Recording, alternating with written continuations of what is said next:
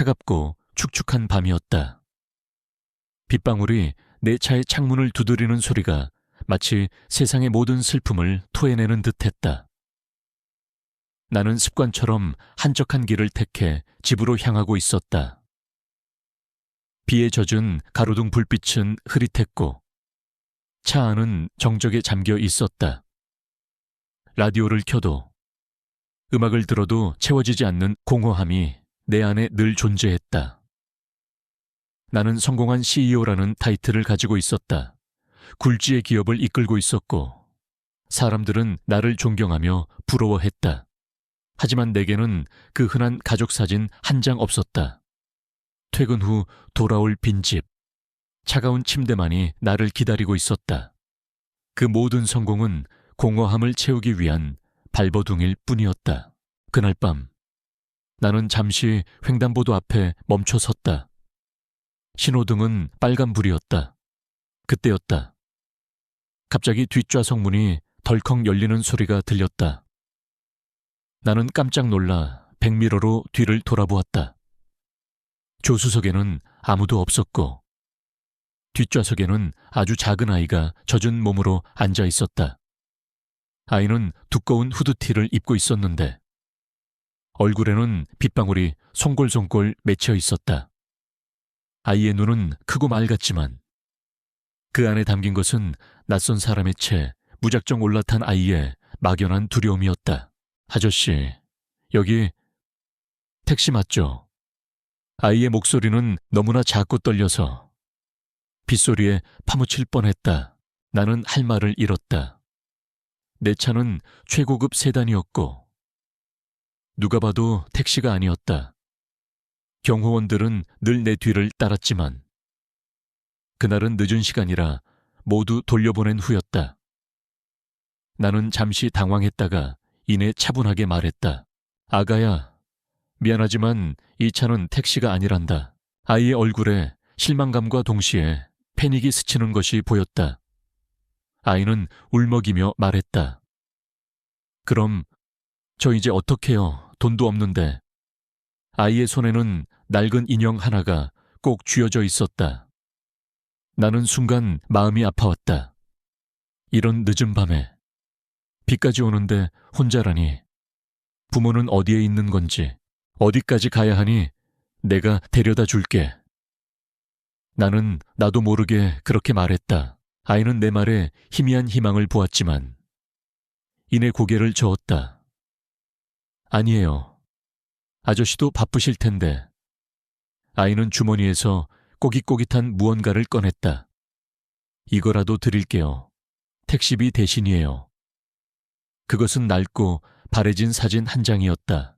나는 사진을 받아들고는 손가락 끝으로 조심스럽게 만져보았다. 사진 속에는 앳된 얼굴의 젊은 남녀가 있었다. 그들은 환하게 웃고 있었다. 남자는 촌스럽지만 행복해 보였고 여자는 수줍은 미소를 짓고 있었다. 그런데 그 남자의 얼굴이 너무나도 익숙했다. 사진 속 남자의 얼굴은 바로 내 20살 시절의 모습이었다. 그리고 그 옆의 여자는 내 첫사랑 윤서의 얼굴이었다. 심장이 쿵 하고 내려앉는 것 같았다. 뇌리를 스치는 수많은 기억의 조각들이 마치 깨진 유리처럼 흩어졌다. 잊었다고 생각했던, 아니, 억지로 잊으려 애썼던 기억들이 파도처럼 밀려왔다. 윤서, 그녀는 지금 어디에 있는 걸까? 그리고 이 아이는 이 사진을 왜 가지고 있는 걸까? 아이는 여전히 울먹이며 말했다. 저희 엄마가 이 아저씨 사진 보면서 맨날 웃었어요. 아저씨, 제 아빠 맞죠? 그 순간 세상의 모든 소리가 사라지는 것 같았다. 빗소리도, 차소리도, 심지어 내 심장이 요동치는 소리마저 들리지 않았다. 그저 아이의 순수한 눈망울과 내가 한때 가장 사랑했던 사람의 사진만이 내 눈앞에 선명했다. 나는 이 아이의 아버지라고 말도 안 되는 이야기였다. 하지만 내 안에 무언가가, 오랫동안 텅 비어있던 감정의 공간이 걷잡을 수 없이 흔들리기 시작했다. 나는 아이를 물끄러미 바라보았다. 아이의 눈동자, 콧날, 인매, 내 젊은 시절의 모습과 윤서의 모습을 동시에 닮아 있었다. 나는 아이의 이름을 물었다. 네, 이름이 뭐니? 아이는 조용히 대답했다. 김혜은이요. 혜은이. 그 이름이 내 입가에 맴돌았다. 나는 사진을 움켜쥐고 한참을 멍하니 앉아 있었다. 그날 밤, 횡단보도 앞에서 만난 작은 아이가 나의 차가운 삶에 난데없이 던져진 운명의 조각이었다는 것을 나는 그 순간 알지 못했다. 그저 내 삶의 평온이 산산조각 났다는 것, 그리고 다시는 이전으로 돌아갈 수 없다는 것만을 직감할 수 있었다. 나는 아이에게 말했다. 혜은아, 아저씨랑 같이 가자. 엄마한테 데려다 줄게. 그리고 나는 아이를 내 옆자리에 앉히고 차를 출발시켰다. 이 작은 손님과 함께하는 짧은 여정이 내 삶 전체를 뒤바꿀 거대한 시작이라는 것을 나는 아직 모르고 있었다. 어쩌면 그 아이는 나를 구하러 온 천사였는지도 모른다. 아니, 그 아이는 나의 구원이었다. 나의 구원, 혜은이를 조수석에 앉히고 집으로 향하는 길. 나는 멍하니 운전대를 잡고 있었다. 아이는 잠이 들었는지 조용했다. 잠든 아이의 작은 어깨가 위아래로 미약하게 들썩거리는 것을 보며 나는 자꾸만 사진 속의 윤서를 떠올렸다. 내 머릿속은 수많은 생각과 감정들로 뒤엉켜 혼란스러웠다. 이 아이가 정말 내 딸일까? 그렇다면 윤서는 어떻게 된 걸까? 왜 내게 아무런 연락도 하지 않았을까? 수많은 의문들이 폭풍처럼 몰아쳤다. 나는 잊고 살았다. 아니, 정확히 말하면 억지로 잊으려고 노력했다. 20살에 나는 가진 것 없는 청년이었다. 지방에서 서울로 올라와 간신히 명문대에 입학했고 매일 아르바이트와 학업을 병행하며 고단하게 살았다. 그런 내게 윤서는 한 줄기 빛과 같았다. 그녀는 부유한 집안의 딸이었지만 전혀 그런 티를 내지 않았다. 늘 따뜻하고 순수했으며 나를 있는 그대로 사랑해 주었다. 우리는 가난한 학생이었지만 서로의 존재만으로도 세상 그 누구보다 행복했다. 같이 낡은 자전거를 타고 남산에 올라가 서울 야경을 보며 미래를 이야기했고 값싼 떡볶이를 나누어 먹으며 소박한 행복을 꿈꿨다. 그러나 우리의 사랑은 현실의 거대한 벽 앞에서 무너져 내렸다. 윤서의 아버지는 내가 그저 가난한 대학생이라는 이유로 우리의 관계를 결사반대했다. 그는 내게 찾아와 노골적으로 모욕을 주었다. 네가 감히 내 딸을 넘봐. 너 같은 놈이 윤서 옆에 있으면 인생의 5점만 될 뿐이야. 주제를 알아라. 그때의 모멸감은 아직도 생생했다. 나는 오기가 생겼다. 성공해서. 그 누구도 무시할 수 없는 사람이 되겠다고 다짐했다. 하지만 윤서와의 관계는 날마다 위태로워졌다. 그녀의 아버지는 그녀를 감시했고 우리는 만나는 것조차 어려워졌다. 어느 날 윤서는 울면서 내게 말했다. 오빠, 우리 헤어져야 할 것 같아. 아빠가 유학을 보내겠대. 아니면 오빠한테 무슨 짓을 할지 몰라. 나는 그녀의 말을 믿지 않았다. 그저 잠시 숨어 있으면 된다고. 우리가 함께 이겨낼 수 있다고 그녀를 붙잡았다. 하지만 윤서의 눈은 이미 절망으로 가득 차 있었다. 그리고 그해 겨울, 나는 윤서에게서 온 문자 한 통을 받았다. 미안해. 오빠, 우리 여기까지인가 봐. 부디 행복해야 해. 그게 마지막이었다. 나는 그녀에게 전화를 걸고 집으로 찾아갔지만 그녀는 이미 미국으로 떠나고 없었다. 나는 배신감을 느꼈다. 우리가 맹세했던 사랑은 대체 무엇이었나? 그녀가 그렇게 쉽게 나를 포기할 수 있었다니. 나는 남겨진 상처와 분노를 오로지 성공에 대한 집념으로 바꾸었다. 나는 독하게 공부했고 졸업 후에는 해외의 한 투자회사에 취직해 미친 듯이 일했다. 모든 감정을 차단하고 오직 돈과 명예만을 쫓았다. 그 결과 나는 누구도 무시할 수 없는 위치에 올랐다. 사람들은 나를 성공한 CEO라고 불렀지만 내 속은 이미 텅 비어 있었다. 사랑도, 열정도, 아무것도 남아있지 않았다. 그렇게 십수년의 세월이 흘렀다. 나는 윤서를 완전히 잊었다고 생각했다. 하지만 지금 내 옆에 잠들어 있는 이 작은 아이와 손에 든 낡은 사진 한 장이 모든 것을 뒤흔들고 있었다. 아이의 얼굴에서 윤서의 모습이 보였다. 윤서의 수줍은 미소, 그녀의 맑은 눈동자, 그리고 사진 속 20살의 풋풋했던 내 모습이. 나는 한때 사랑을 맹세했던 사람을 이렇게나 쉽게 잊어버린 나 자신이 한없이 초라하게 느껴졌다. 우리 집 앞에 도착했을 때 아이는 여전히 잠들어 있었다. 나는 아이를 깨우지 않고 조심스럽게 안아들었다. 아이의 천은 따뜻했다. 내 품에 안긴 아이는 너무나 가벼웠지만 동시에 세상에서 가장 무거운 짐처럼 느껴졌다. 나는 아이를 침대에 눕히고 조용히 잠든 얼굴을 바라보았다. 아이는 잠꼬대처럼 엄마라고 중얼거렸다. 나는 아이의 작은 손을 잡았다. 그 순간 내 가슴 속에 묻어두었던 감정의 응어리들이 녹아내리는 것을 느꼈다. 그동안 잊고 살았던, 어쩌면 나도 모르게 갈망하고 있었던 따뜻함이라는 감정이 내 심장을 서서히 채워나갔다. 혜은이의 존재는 내게 단순한 과거의 회상이 아니었다. 그것은 내가 잊고 살았던 나 자신, 그리고 내가 버려두었던 윤서에 대한 속죄였다. 나는 그녀가 왜 내게 아무 말도 하지 않았는지, 왜 혼자서 모든 것을 감당해야 했는지, 이제야 조금씩 깨닫기 시작했다. 그녀는 나를 보호하고 싶었던 것이었다. 나를 위해, 나의 미래를 위해.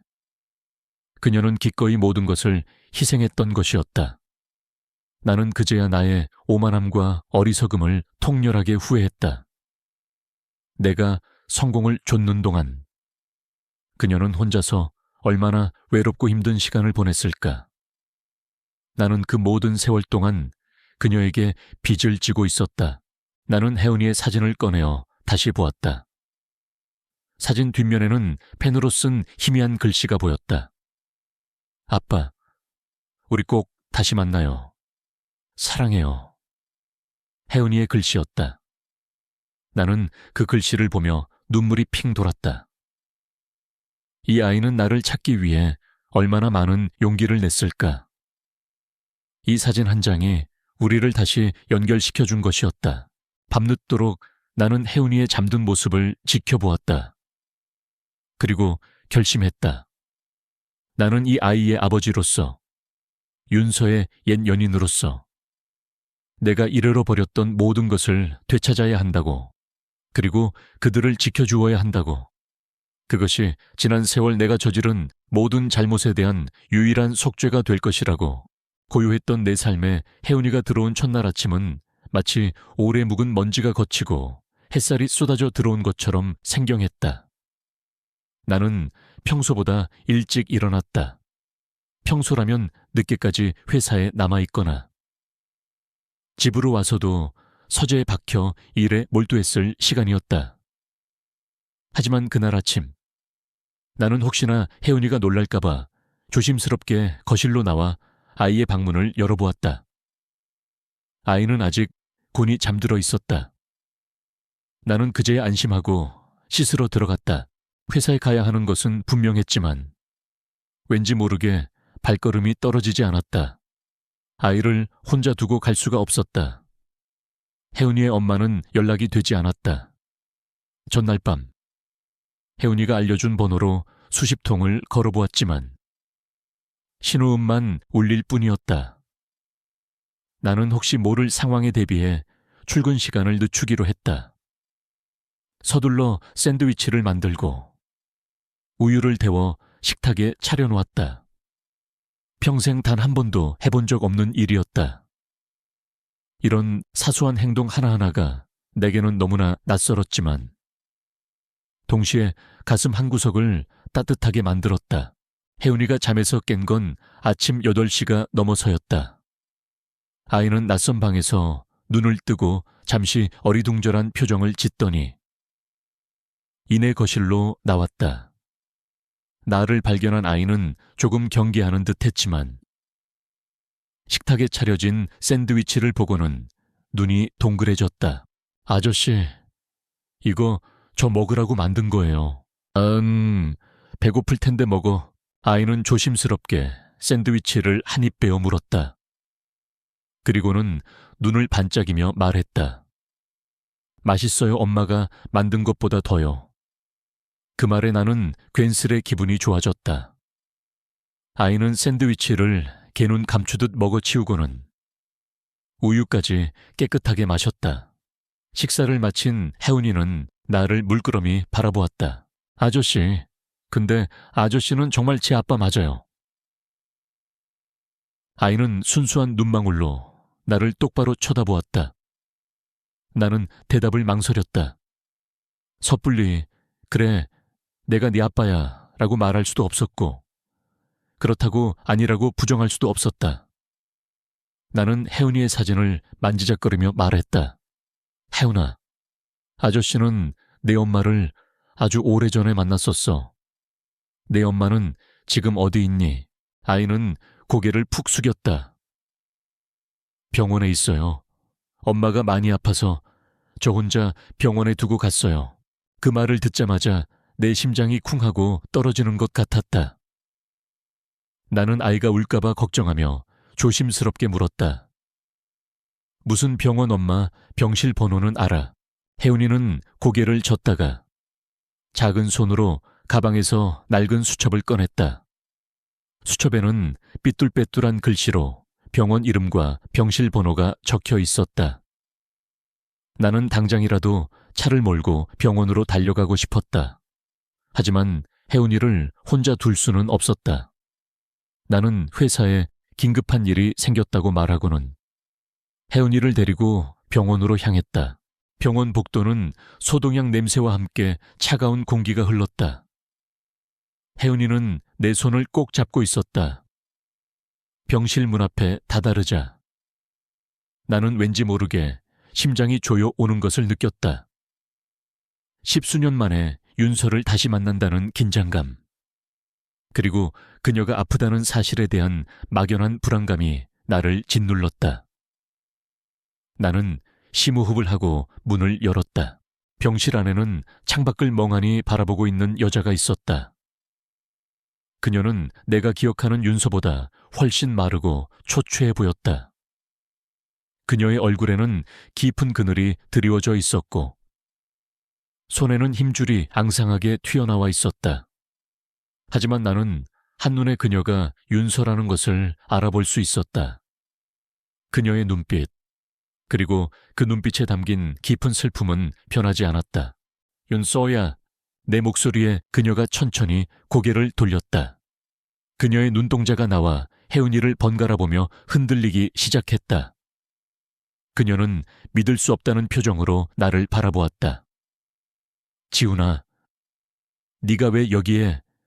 그리고 혜은이는 엄마나 아저씨 만났어. 아저씨가 택시인 줄 알았는데 엄마가 사진 보여줬던 아저씨였어.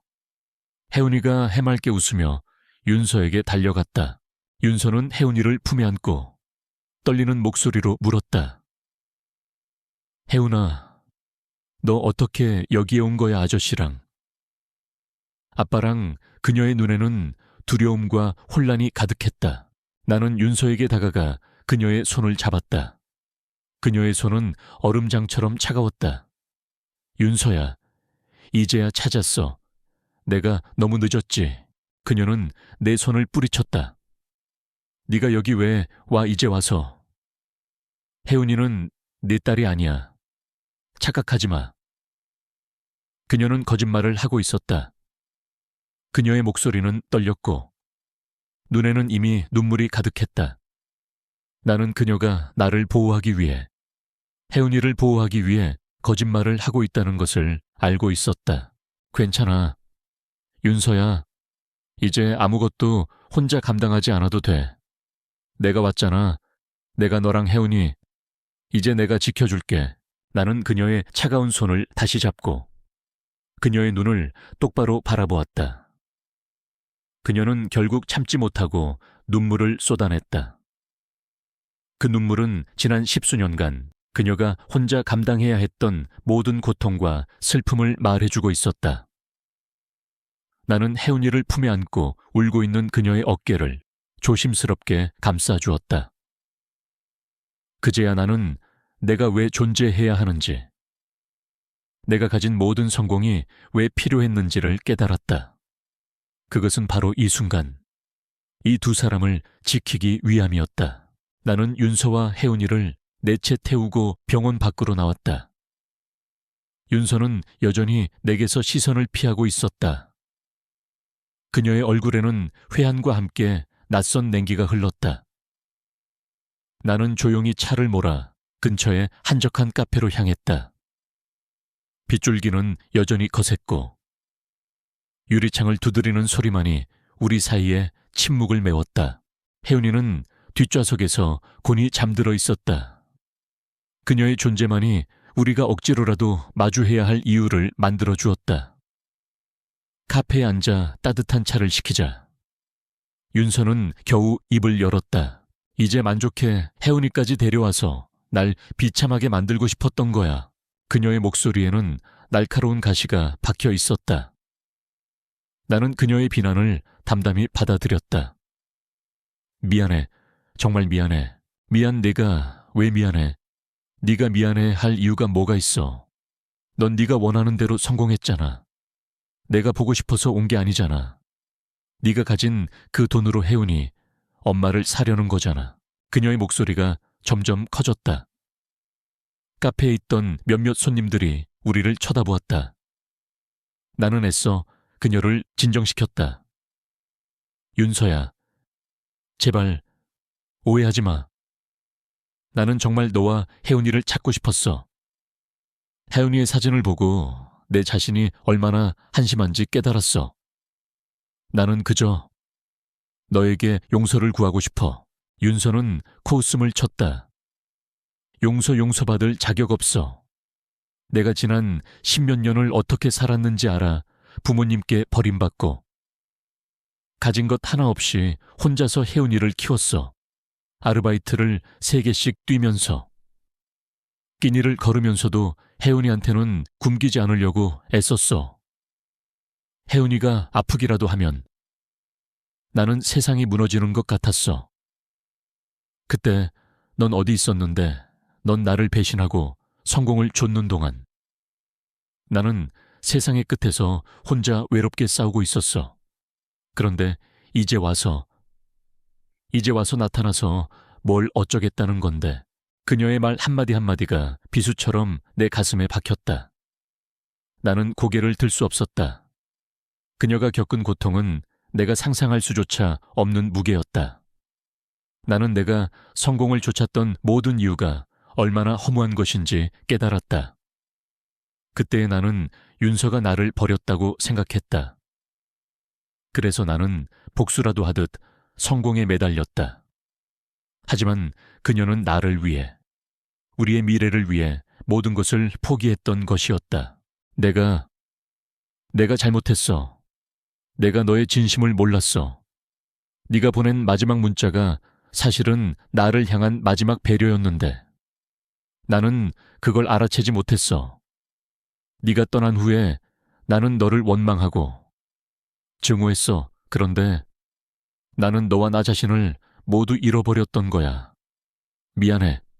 윤서야, 정말 미안해. 내 목소리는 떨렸다. 나는 내 생애 처음으로 세상에서 가장 중요한 것을 잃어버렸다는 것을 인정했다. 그것은 돈도 명예도 아닌 바로 윤서와 혜운이었다. 윤서는 그런 나를 멍하니 바라보았다. 그녀의 눈에 비로소 연민의 그림자가 스치는 것을 보았다. 그녀는 힘없이 말했다. 그만해. 이제 와서 그런 말 해봤자 달라질 건 없어. 난 이제 아무것도 기대하지 않아. 아니, 달라질 수 있어. 내가 다 책임질게. 혜운이 내 딸이라며. 우리 딸이잖아. 우리 혜운이. 이제는 아빠의 사랑도 받을 자격이 있어. 너도 더 이상 혼자 아파하지 마. 내가 옆에 있을게. 병원비, 생활비 전부 내가 낼게. 필요 없어. 내 돈 같은 거 필요 없다고. 난 내 돈으로 혜운이 키우고 싶지 않아. 난 그냥 내 힘으로 혜운이를 키우고 싶었어. 이게 내 자존심이야. 그리고 혜운이한테는 너 같은 아빠는 없어. 혜운이는 그냥 내 딸이야. 윤서는 끝까지 나를 밀어냈다. 그녀의 자존심, 그리고 그녀의 깊은 상처가 그녀를 내게서 멀어지게 하고 있었다. 나는 그저 그녀의 손을 잡았다. 윤서야, 혜운이가 날 아빠라고 불렀어. 그건 운명이야. 난 이제 혜운이 아빠가 되고 싶어. 혜운이에게 좋은 아빠가 되고 너에게 좋은 남자가 되고 싶어. 윤서는 결국 눈물을 펑펑 쏟아냈다. 그녀의 눈물은 뜨거웠다. 그 뜨거움이 내 손을 타고 심장으로 흘러 들어왔다. 나는 윤서의 울음소리를 들으며 그동안 내가 얼마나 차갑고 공허한 삶을 살아왔는지 깨달았다. 그녀의 고통은 나를 다시 살아있게 만들었다. 그녀의 눈물은 나의 메마른 영혼을 적셨다.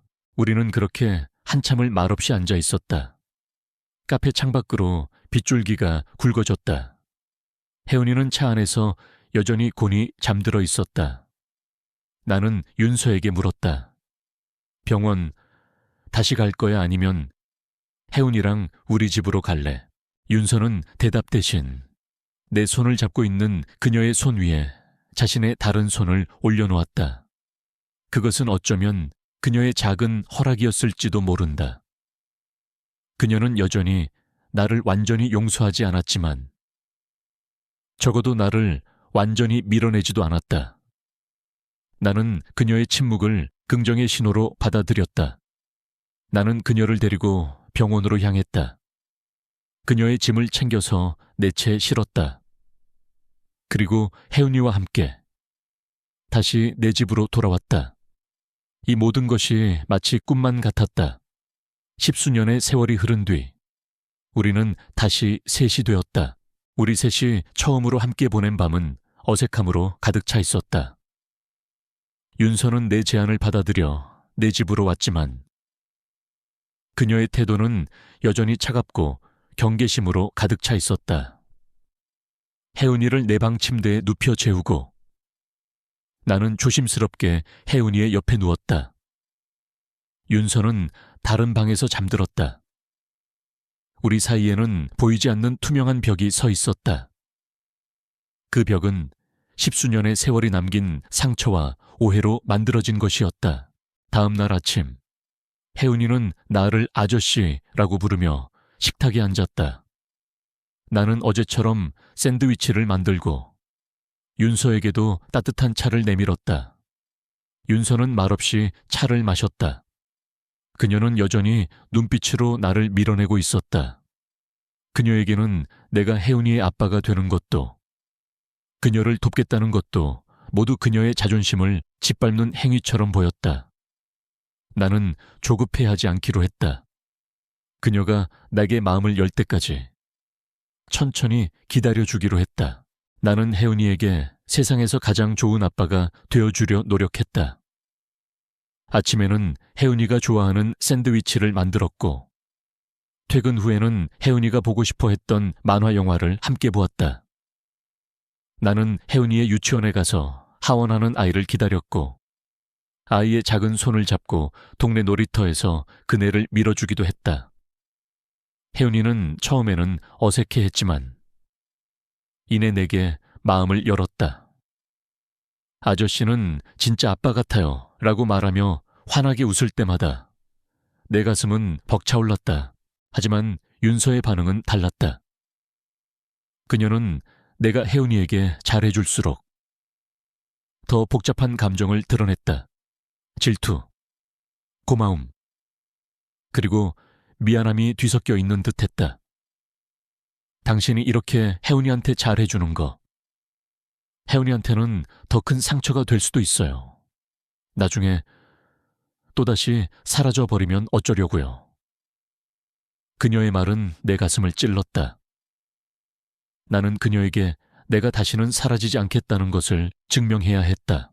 나는 회사 업무를 줄이고 혜은이와 윤서에게 더 많은 시간을 할애했다.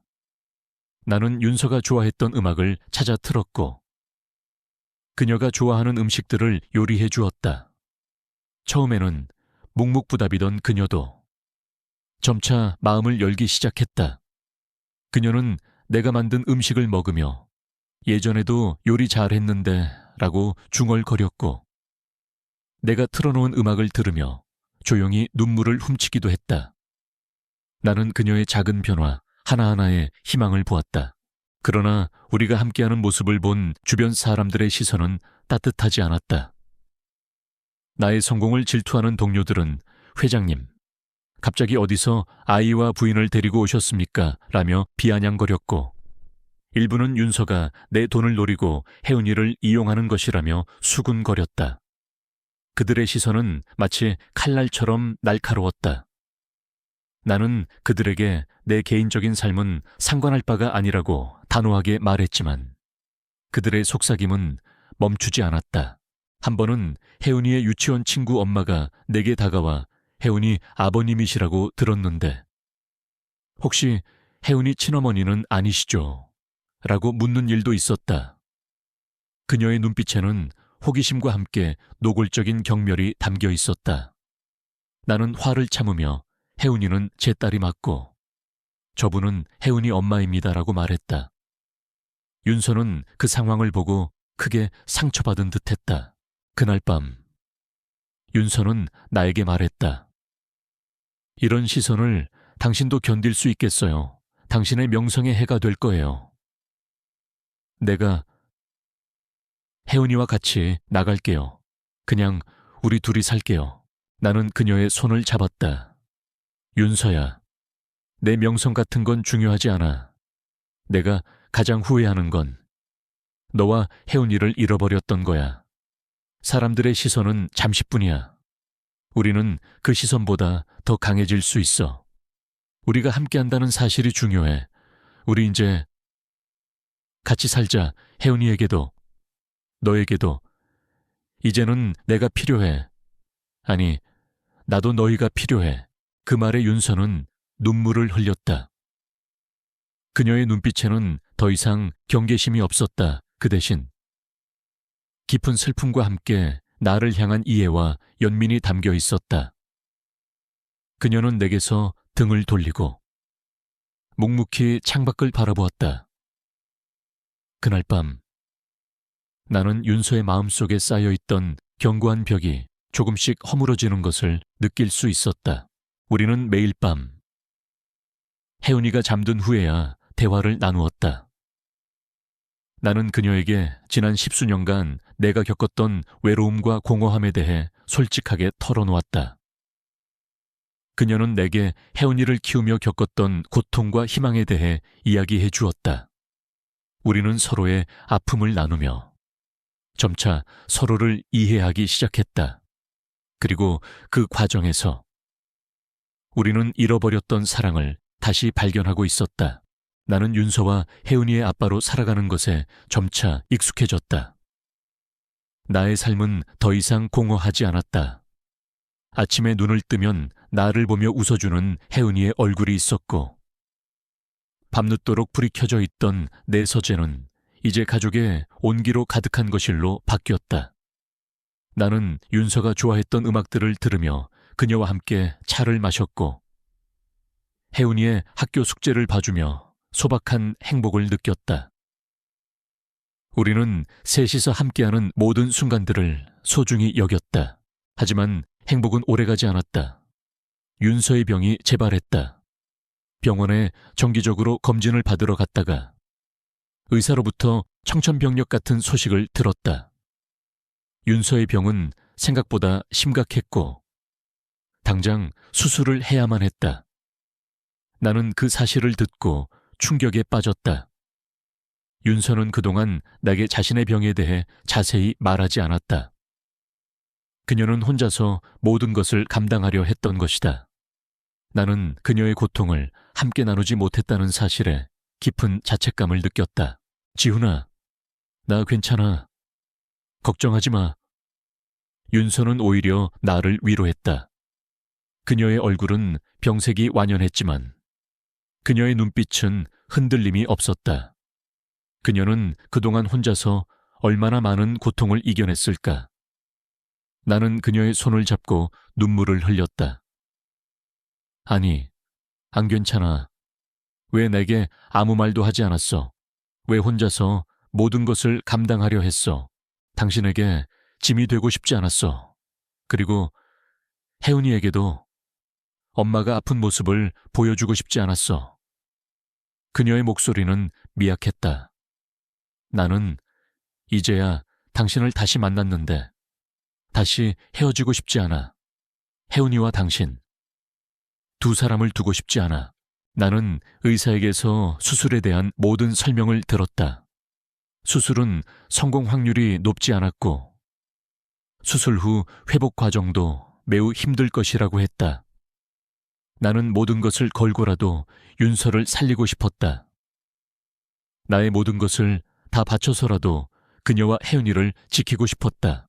나는 당장 수술 날짜를 잡았다. 수술 전날 밤, 나는 혜은이를 재우고 윤서의 병실을 찾았다. 윤서는 잠들어 있었다. 나는 그녀의 옆에 앉아 그녀의 손을 잡았다. 나는 지난 10수년간 내가 얼마나 어리석었는지, 얼마나 사랑을 잃어버리고 살았는지 깨달았다. 나는 그녀에게 속삭였다. 윤서야, 제발 나를 떠나지 마. 이제야 겨우 너를 찾았잖아. 이제야 겨우 우리 가족이 되었잖아. 너 없이는 아무 의미 없어. 내 성공도, 내 돈도, 아무것도 의미 없어. 다음 날 나는 혜은이의 손을 잡고 병원 로비에서 윤서를 기다렸다. 윤서는 수술복을 입고 나왔다. 그녀는 혜은이를 꼭 안아주었다. 혜은아, 엄마가 조금만 더 힘내서 돌아올게. 아빠랑 잘 지내고 있어야 해. 혜은이는 불안한 눈빛으로 윤서를 바라보았다. 나는 혜은이를 안심시키고 윤서에게 다가갔다. 나는 그녀를 안고 마지막으로 말했다. 걱정하지 마. 내가 옆에 있을게. 당신은 나를 믿고 힘내면 돼. 우리는 함께야. 수술실 문이 닫히고 나는 혜은이와 함께 병원 복도에 앉아 기도했다. 나는 생전 처음으로 간절하게 기도했다. 내 모든 것을 다 걸고라도. 윤서가 무사히 수술을 마치고 돌아오기를 빌었다. 혜은이는 내 품에 안겨 엄마를 기다렸다. 아이의 작은 손은 떨리고 있었다. 나는 아이의 머리를 쓰다듬으며 말했다. 혜은아, 엄마는 강한 사람이야. 엄마는 꼭 돌아올 거야. 아빠가 약속할게. 몇 시간이 흐르고 마침내 수술실 문이 열렸다. 지쳐 보이는 의사가 나왔고 나는 숨을 죽이며 결과를 기다렸다. 수술은 성공적으로 끝났습니다. 그 말을 듣자마자 나는 온몸에 힘이 풀렸다. 나는 혜은이를 끌어안고 눈물을 흘렸다. 혜은이도 울고 있었다. 그제야 우리는 안도했다. 나는 윤서가 입원한 병실로 달려갔다. 윤서는 산소 호흡기를 낀 채 잠들어 있었다. 나는 그녀의 차가운 손을 잡았다. 그녀는 아직 의식이 없었지만 나는 그녀가 살아있다는 사실만으로도 감사했다. 나는 그녀의 옆에 앉아 그녀가 깨어날 때까지 기다렸다. 그 순간 나는 깨달았다. 윤서와 혜운이, 이 두 사람이 내 삶의 전부라는 것을, 그리고 나는 그들을 지키기 위해, 그들을 위해 존재하는 사람이라는 것을. 윤서의 수술이 성공적으로 끝난 후 내 삶은 또 다른 전환점을 맞았다. 나는 그녀의 병실에 거의 상주하며 간호했고, 혜은이는 낮에는 유치원에 갔다가 퇴근하는 나를 만나 병원으로 왔다. 혜은이는 매일 엄마의 침대 옆에 앉아 작은 손으로 윤서의 손을 잡고 엄마, 힘내라고 속삭였다. 윤서의 회복은 예상보다 빨랐다. 그녀는 내 극진한 간호와 혜은이의 사랑 덕분에 빠르게 기력을 되찾았다. 퇴원날, 나는 윤서와 혜은이를 모두 내 채 태우고 집으로 향했다. 윤서는 여전히 마른 몸이었지만 얼굴에는 전보다 훨씬 평온하고 따뜻한 미소가 감돌았다. 이제 우리 셋은 진짜 가족이 된 것 같았다. 그날 밤, 나는 윤서에게 정식으로 프로포즈했다. 윤서야, 우리 결혼하자. 이제는 우리가 가족이라는 것을 세상에 보여주고 싶어. 윤서는 눈물을 글썽이며 내 프로포즈를 받아주었다. 고마워. 지훈아, 너무 늦었지만 나를 다시 찾아줘서 고마워. 우리는 결혼을 준비하며 혜은이와 함께 가족 사진을 찍었다. 스튜디오에서 사진작가는 우리에게 여러 가지 포즈를 요청했다. 나는 혜은이를 어깨에 올리고 웃었고, 윤서는 그런 우리를 보며 환하게 웃었다. 그 순간 나는 깨달았다. 지난 세월의 아픔과 상처들이 모두 이 순간을 위한 것이었음을. 우리의 행복은 늦게 찾아왔지만 그만큼 더 소중하고 단단했다. 그러나 우리의 행복을 탐탁지 않게 여기는 사람들이 있었다. 바로 나의 가족, 특히 아버지였다. 아버지는 내가 윤서와 결혼한다는 소식을 듣고 불같이 화를 내셨다. 네가 드디어 미쳤구나. 넌 장차 그룹을 이끌 사람이다. 그런데 어디서 갑자기 나타난 여자와 아이를 가족으로 맞아들여. 게다가 그 여자가 누구인지 알아. 10수년 전 너를 버리고 떠난 그 여자 아니냐. 어떻게 그런 여자를 다시 받아들여. 나는 아버지의 말을 듣고 고통스러웠지만 물러서지 않았다. 나는 아버지께 찾아가 단호하게 말씀드렸다. 아버지, 그동안 제가 성공을 위해 달려왔던 이유는 아버지께 인정받고 싶어서였습니다. 하지만 이제는 알겠습니다. 제 인생에서 가장 소중한 것은 돈도 명예도 아닌 바로 윤서와 혜은이입니다. 제가 10수년 전에 그녀를 잃었던 것은 제 불찰이었습니다. 이제 그녀를 되찾았으니 다시는 놓치고 싶지 않습니다. 이 결혼은 제 인생의 전부입니다. 아버지는 내 말을 듣고 더욱 분노하셨다. 네가 감히 네 아비에게 그런 말을 해.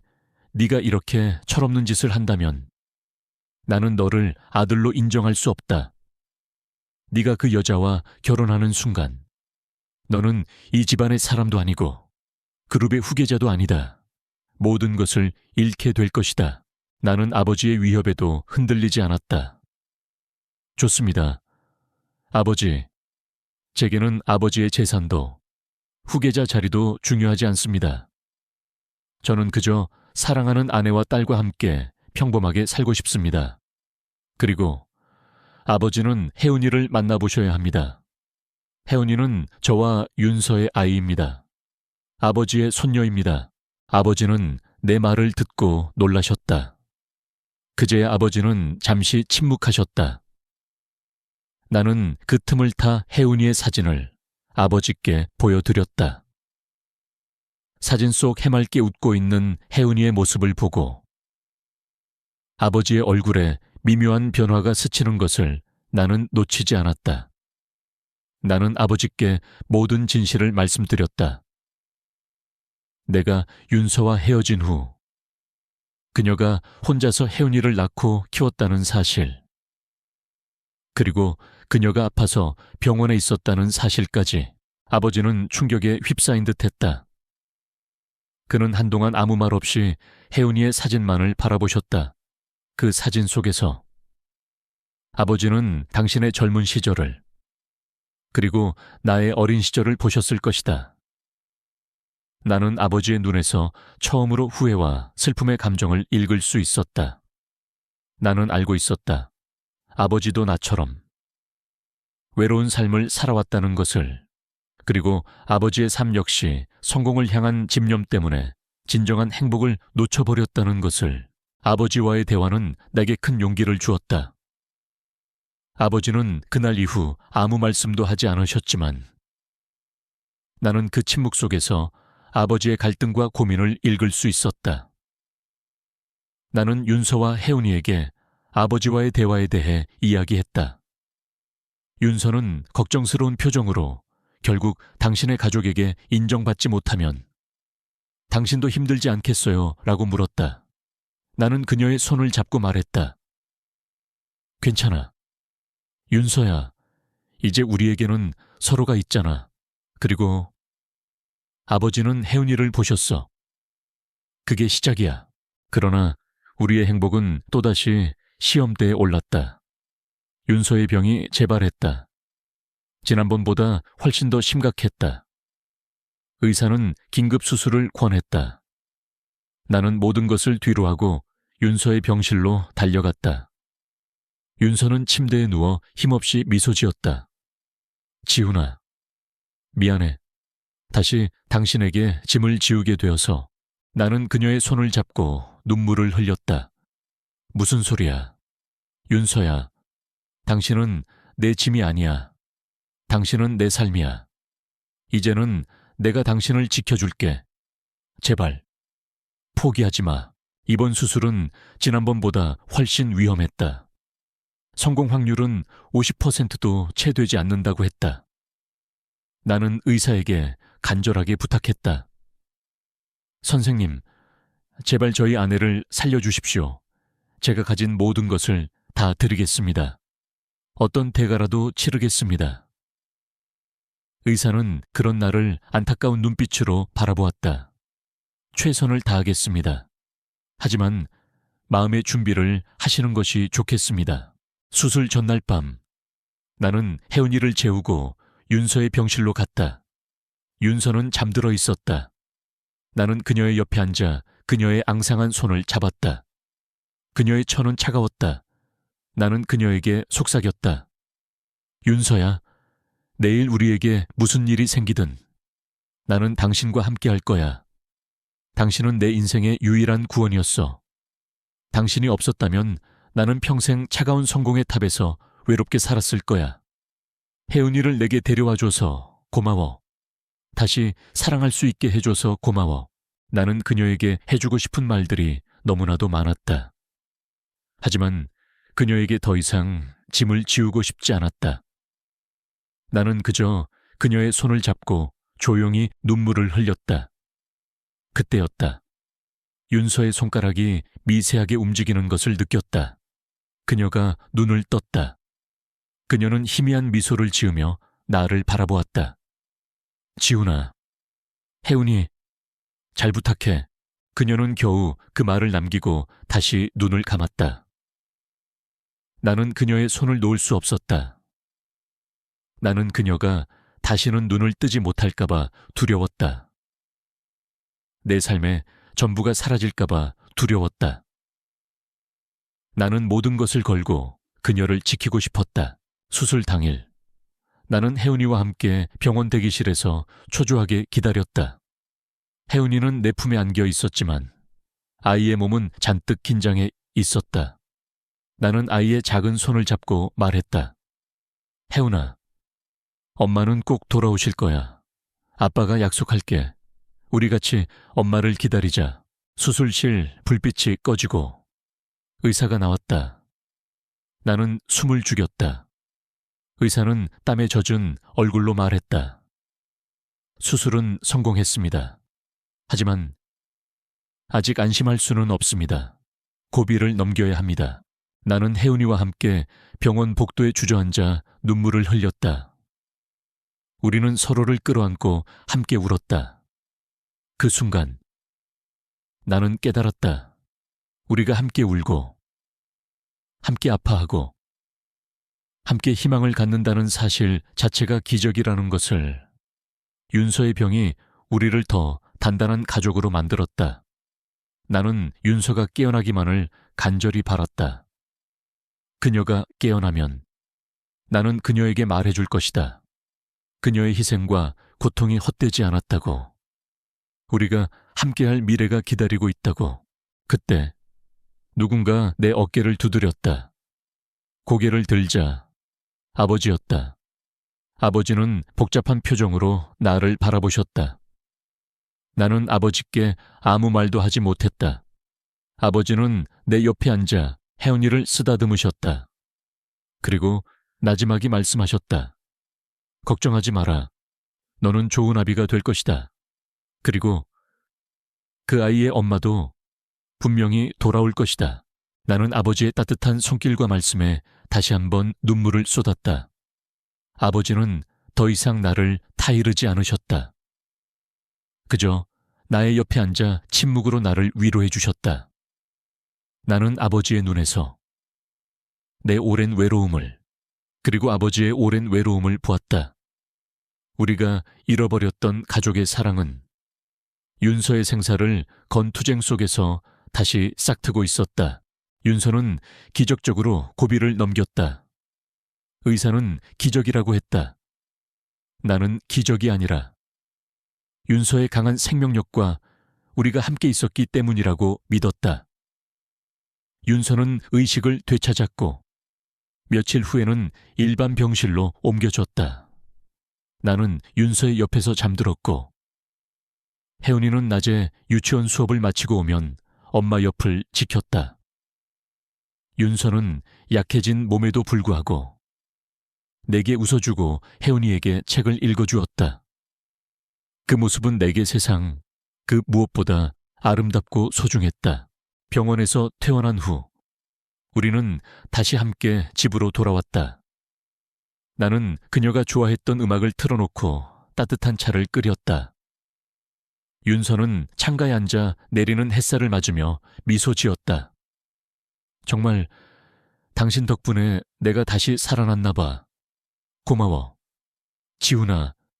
나는 그녀의 손을 잡고 아무 말 없이 웃었다. 말로는 다 표현할 수 없는 감정들이 내 가슴을 가득 채웠다. 그러던 어느 날 예상치 못한 손님이 우리 집을 찾아왔다. 아버지였다. 아버지는 혜은이를 위한 작은 인형을 들고 오셨다. 아버지는 윤서와 혜은이를 보고 복잡한 표정을 지으셨다. 혜은이는 처음 보는 할아버지에게 낯을 가렸지만 아버지는 혜은이에게 인형을 건네며 조용히 웃으셨다. 하연아, 할아버지야. 혜은이는 인형을 조심스럽게 받았다. 아버지는 혜은이를 품에 안고 한참을 말없이 쓰다듬으셨다. 나는 아버지의 눈에서 흘러나오는 뜨거운 눈물을 보았다. 아버지는 나를 보고 말씀하셨다.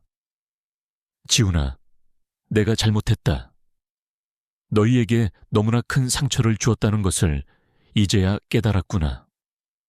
너는 나보다 훨씬 더 훌륭한 사람이야. 나는 아버지의 품에 안겨 고개를 끄덕였다. 아버지의 눈물은 지난 세월 동안 내가 겪었던 모든 아픔을 씻어주는 듯 했다. 아버지와 나, 우리는 서로에게 진심을 털어놓았다. 아버지는 내게 윤서와의 사랑을 방해했던 과거를 후회하셨고, 나는 아버지의 아픔을 이제야 이해한다고 말씀드렸다.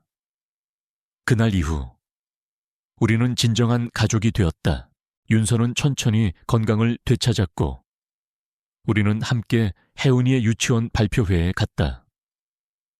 나는 혜은이가 무대 위에서 노래를 부르는 모습을 보며 눈물을 흘렸다. 혜은이의 옆에는 윤서가 있었고 내 옆에는 아버지가 계셨다. 우리는 모두 한마음으로 혜은이를 응원했다. 나는 직장 생활을 정리하고 윤서가 좋아했던 작은 서점을 함께 운영하기로 결정했다.